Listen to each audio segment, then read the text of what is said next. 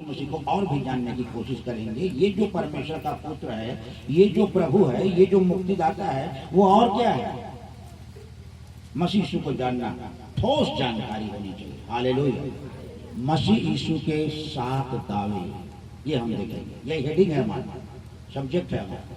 मसीह यीशु के 7 दावे।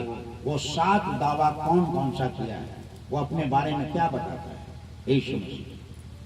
पहला दावा यूहन्ना के सुसमाचार उसका 6 अध्याय के 35 पद में लिखा है।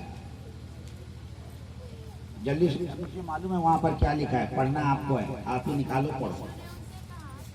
शाम की सभा में मैं बाइबल नहीं पढ़ाता, पर बाइबल अध्ययन में बाइबल पढ़ाता हूँ। हाँ हाँ, जीवन की रोटी मैं हूँ। हालेलुया। ये पहला दावा है यीशु मसीह का, जीवन की रोटी। हम ये जान रहे थे कि यीशु परमेश्वर का पुत्र है, मुक्तिदाता है, प्रभु। पर यीशु मसीह क्या बोल रहे हैं? जीवन की रोटी मैं हूं। बहुत सारा रोटी खा लिया इस उम्र तक है, खारा रोटी भी, मीठा रोटी भी, सब खा लिया। यदि हम ढेर सारा रोटी अब तक खा लिए हैं और ये रोटी को नहीं खाए हैं तो कोई मतलब नहीं। अब इस रोटी का भी स्वाद हम ले लेंगे। इस रोटी को हमको क्या करना है? खाना है। पर हर कोई इस रोटी को नहीं खा पाता है। पर कौन खाता है? जिन्होंने बपतिस्मा लिया है। हालेलुया। इस रोटी को खाना है। जो खाएगा वो कभी भूखा नहीं होगा, ऐसा लिखा है। जो कोई इस रोटी में से खाएगा वो कभी भूखा नहीं होगा, और जो मुझ पर विश्वास करेगा कभी प्यासा नहीं होगा। तो ये रोटी हम लोगों को खाना है। तो जो बपतिस्मा लिए हैं वो लोग इसमें शामिल होते हैं, जिसको अपन लोग प्रभु खोज करके जानते हैं। क्योंकि यूहन्ना 6:54 में क्या लिखा है? जो मेरा मांस खाता और लहू पीता है अनंत जीवन उसी का है। तो यहाँ पर लिखा है मेरा मांस खाता, मेरा मांस खाता है, वो उसकी देह है। और वो अपनी देह के बारे में क्या कहता है? जीवन की रोटी। वो देह में है करके कहता है कि मेरा मांस खाना होगा और मेरा लहू पीना होगा। हालेलुया। तो ये पहला दावा यीशु मसीह का, जीवन की रोटी। तो जब हम इस रोटी में भागी होते हैं प्रभु भोज में बपतिस्मा के बाद, तो वहाँ 3 बातें लिखी है यूहन्ना 6:54 में। जो मेरा मांस खाता और लहू पीता अनंत जीवन। हाँ, इसलिए रोटी खाना है, अनंत जीवन उसका है, पहली बात। और दूसरी बात, वो मुझ में स्थिर बने रहेगा, स्थिरता, वो भटकेगा नहीं, डामाडोल नहीं होगा। और तीसरी बात, पुनरुत्थान, यदि वो मर भी जाएगा, जो इस रोटी में से खाया है वो फिर से जिंदा हो जाएगा। हालेलुया। ये जो रोटी है बहुत महत्वपूर्ण है, और हर बपतिस्मा लेने वाला इस रोटी में से खाता है। और इसके 3 फायदे हैं। अनंत जीवन है उसके लिए, स्थिरता उसके लिए है, स्थिर बना रहेगा, और पुनरुत्थान भी उसी के लिए। हालेलुया। मसीह यीशु ने दूसरा दावा क्या किया है? देखिए, थोड़ा थोड़ा बात बताऊंगा तो 12 बजे तक खत्म हो जाएगा। 8 अध्याय का 12 पर, वही सब यूहन्ना में है, सारा दावा यूहन्ना में। 8 अध्याय का 12 पर पढ़िए, वहां क्या लिखा है? हाँ, जगत की ज्योति मैं हूँ। हाँ, जो मेरे पीछे हो लेगा वो अंधकार में ना चलेगा, जीवन की ज्योति पाएगा। जीवन की ज्योति मैं हूं। आज ज्योति का कितना महत्व है, प्रकाश का कितना महत्व है, उस उजाले का कितना महत्व है। उजाले का महत्व है। देखिए, आपने कई बार उत्पत्ति की पुस्तक 1 अध्याय को पढ़ा, और उसमें परमेश्वर ने चौथे दिन फिर क्या बनाया? उसने दो बड़ी ज्योति बनाई। हालेलुया। मनुष्य की इसकी आवश्यकता है, मनुष्य को इसकी आवश्यकता है ज्योति की। उसने दो बड़ी ज्योति बनाई। दिन पर प्रभुता करने के लिए उसने सूरज को बनाया और रात में प्रभुता करने के लिए उसने चांद को बनाया। हालेलुया।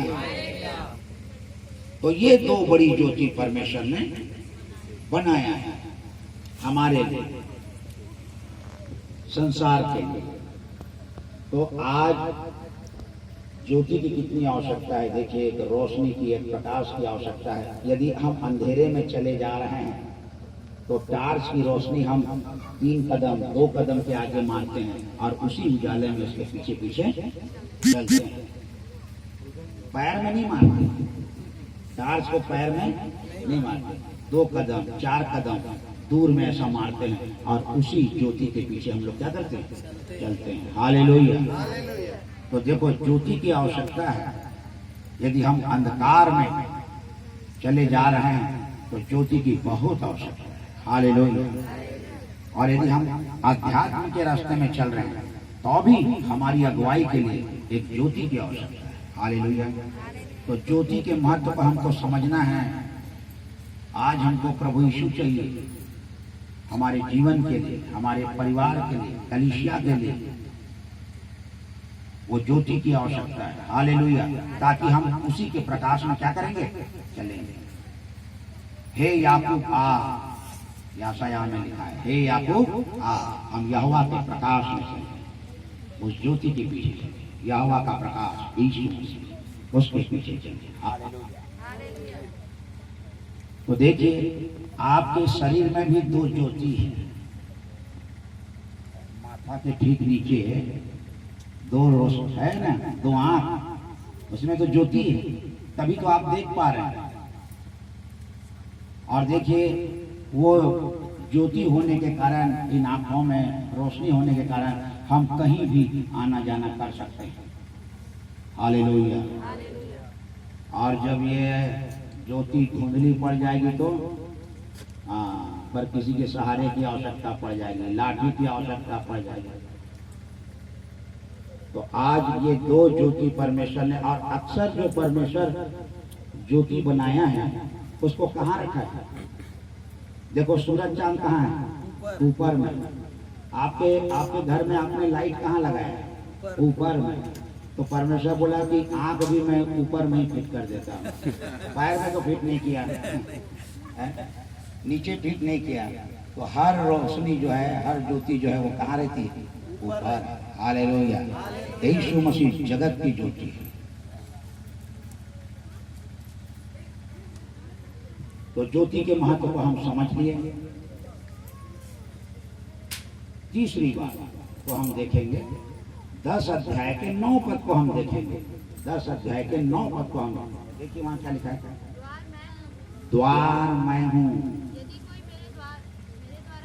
यदि कोई मेरे द्वारा भीतर प्रवेश करेगा उद्धार पाएगा और भीतर बाहर आया जाया करेगा और चारा पाएगा, वचन पाएगा, भोजन पाएगा वचन रूपी। तो द्वार मैं हूं। देखिए, दरवाजे की आवश्यकता को आप समझ रहे हैं ना। मैं समझता हूं यहाँ 4 गांव में ऐसा कोई घर नहीं होगा कि उन्होंने घर बनाया है, दरवाजा की जरूरत नहीं पड़ेगा, खिड़की से आना जाना करेंगे हम लोग। ऐसा कोई कर रहा है 4 गांव में? खिड़की लगा दिया है, दरवाजा नहीं है, बस वो लोग पूरा परिवार खिड़की से आना जाना कर रहा है। एक बार खिड़की नहीं रहेगा घर में, पर दरवाजा जरूर रहेगा। हालेलुया। और कई बार हम दरवाजा को ऐसे हल्का सा बंद कर देते हैं और पड़ोस में बैठ जाते हैं, क्योंकि हम दरवाजा ताला नहीं लगाए, बस दरवाजा को बंद कर दिए और पड़ोस में 1 घंटा बैठ गए। और देखिए, दरवाजे के महत्व को हम कैसा समझ रहे हैं। जब हम रात में सोते हैं तो वो दरवाजा जो आप बंद करते हो उसमें ताला नहीं लगाए, बस केवल सिटिकनी लगा देते हो और चैन के नींद सो जाते हो, क्योंकि दरवाजा बंद है। अब मतलब हमारा प्राण भी सुरक्षित है और हमारा घर का पूरा सामान भी सुरक्षित है, क्योंकि दरवाजा हम बंद कर दिए। देखिए, चैन की नींद सोते हैं। और जब सुबह उठ के देखते हैं तो सब कुछ ठीक ठाक रहता है, केवल दरवाजा बंद है। तो दरवाजे के महत्व हमको क्या करना है, समझना है। और हर घर में दरवाजा लगना बहुत